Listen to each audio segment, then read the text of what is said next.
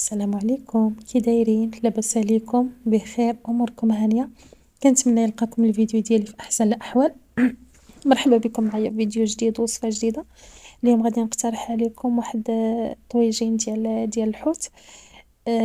كيجي زوين بزاف، كيجي لذيذ، المرقه ديالو كتجي خاطره ومعلكه. كيجي من اروع ما يكون، سهل التحضير، ومهم دغيا كيوجد وكلشي كديروه في مرميطه واحده. بلا كثرة الماء. المهم كما قلت لكم راه كيجي لذيذ بزاف هكا بهاد الطريقه هادي. كيجي ما تشبعوش منه. كما قلت لكم، المهم المقادير ديالو راهم بساط وطريقه التحضير ديالو كذلك ولا اسهل منها. ندوز معكم دابا المقادير وطريقه التحضير. المهم خديت هنايا واحد الحوته كبيره. المهم غسلتها ونقيتها مزيان وقطعتها هكذا على هاد الشكل هذا على مرصويات. خديت هنايا الجزر قطعته دوائر رقاق بزاف، وخديت البصله حتى هي قطعتها دوائر. وكذلك بالنسبه للطماطم والبطاطا حتى هما قطعتهم دوائر يكونوا واحد شويه رقاق باش هكا ما ياخذوش الوقت في الطياب. وقطعت حتى الحامض، واحد الحامضه حتى هي قطعتها دي طرونش بحال هكا.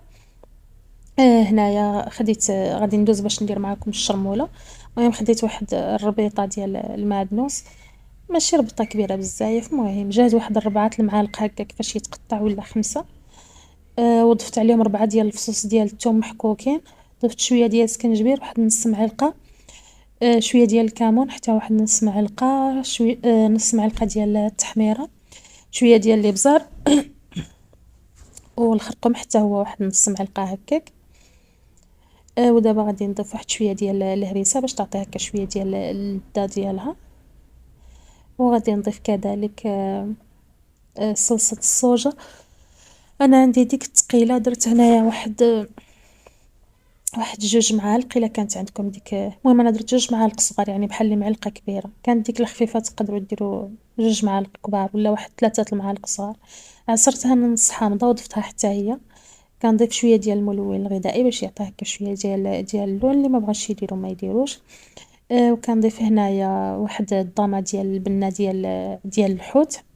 كذلك اللي ما بغاش يديرها يقد يستغنى عليها، ولكن اي حاجه ضفناها الا وراه كتزيد البنه ديالها ضروري. مهم. كنضيف كذلك الملحه. ما عرفتش واش درتها، واش بانت درتها ولا ما بانتش. المهم راه ضروري كديروا شويه ديال الملحه. وهنايا راني ضفت واحد المعلقه ديال العطريه ديال الحوت. الملحه ما تكتروش. حيت راكم عارفين الصوجه مالحه وضامه البنه مالحه، فما تكتروش. ديروا القياس وصافي. وهنا كنضيف شويه ديال الزيت اللي غادي، المهم يخلط ليك الشرموله ديال اللي غادي نشرمل بها الطاجين. صافي انا بعد ما خلطت ديك العطريه مزيان، دزت هنايا خديت الحوت وخديت كل مرصو كناخذو بوحدو كنشرملو مزيان، ندخلو دوك التوابل كاملين. المهم نشربلوه مزيان باش هكا كيجي شارب العطريه وكيجي زوين في المذاق. يعني شحال هي من الاحسن كون يتشرمل ويبقى واحد شويه عاد يترقد واحد شويه عاد يدار يطيب. ولكن ما كانش عندكم الوقت ماشي مشكل، حتى انا راني درتو ديريكت، غير شرملتو ودرتو ديريكت يطيب. كاع ما صبرتش عليه. المهم خديت هنايا المرميطه التي نطيب فيها، ودرت فيها هذوك الدوائر ديال الجزر لتحت. باش هكا هما كياخدوا شويه الوقت في الطياب، وباش حتى بحال البطاطا ولا الحوت الا درتو لتحت في الساعه غادي يتحرق. الجزر كيهز عليهم داك النار المهم راكو فاهمين راكو تما. المهم درت الجزر لتحت ودرت فوق الدوائر ديال البطاطا. ما تغلضوش الدوائر ديال البطاطا باش دغيا يطيبوا لكم هكا. صافي كناخذ شويه من ديك الشرموله اللي بقات لي من الحوت، وكنديرها هكا فوق من الخضره على هذا الشكل هذا. نجيب دابا الحوت وكنبدا نستفو فوق البطاطا. المهم الحوت كيبقى الكميه على حسب اللي بغيتو، وحتى بالنسبه للخضره كيبقى على حسب عدد الافراد. يعني انا ما عقلتش، درت يمكن 2 بطاطات، واحد 2 خيزوات وصافي. المهم واحد البصله واحد المطيشه. صافي بعد ما استفت الحوت غادي نستف فوق هكا الشرائح ديال البصله على هذا الشكل هذا. من بعد غادي نضيف قطع ديال الطماطم، وكذلك غادي ندير عليهم واحد شويه ديال الشرموله اللي بقات لي من الفوق على هذا الشكل هذا.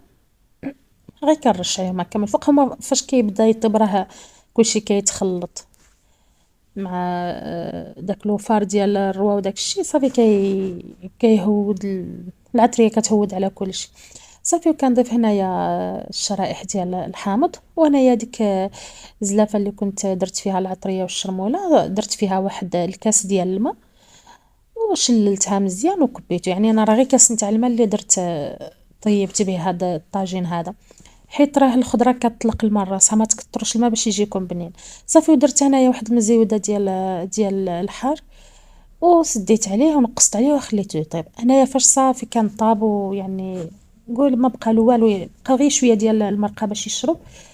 ضفت هنا شويه ديال الزيتون احمر، وغطيت عليه وخليته يكمل ما كملش واحد الخمسة دقائق صافي وكنت حايدته. هنايا هانتوما تشوفوا، ها هو راه كان واجد، راه دغيا كيوجد كاع ما كياخذش الوقت بزاف في الطياب، مع ما كتكثروش الماء صافي دغيا كيوجدوا. الخضره كتقطعوها رقيقه، ما كتاخذ لكمش كاع الوقت في الطياب صافي. انايا غادي نبدا كنغرف معكم في التبصيل. المهم حيدت الحوت هو الاول، درتو لهيها بوحدو باش حتى نغرف الخضره عاد ونديروه من الفوق. هنا راني كنقول لكم شوفوا المرقه تبارك الله شحال جات خاطره صافي. كنصب ديك الخضره هكا، ومن بعد فوقها كنستف ديك القطع ديال الحوت، وكندير من فوقهم دوك الشرائح ديال الحامض وديال الطماطم وداك الشيء وصافي. وكنحط هذيك المزيوده ديال الحار من الفوق.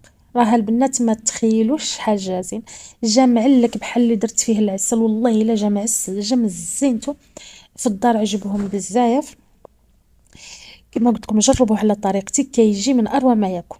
اللي كلا عندك غادي يحماق عليه. هانتوما تشوفوا الحوت راه كيطيب، واصلا الحوت دغيا يعني كيطيب.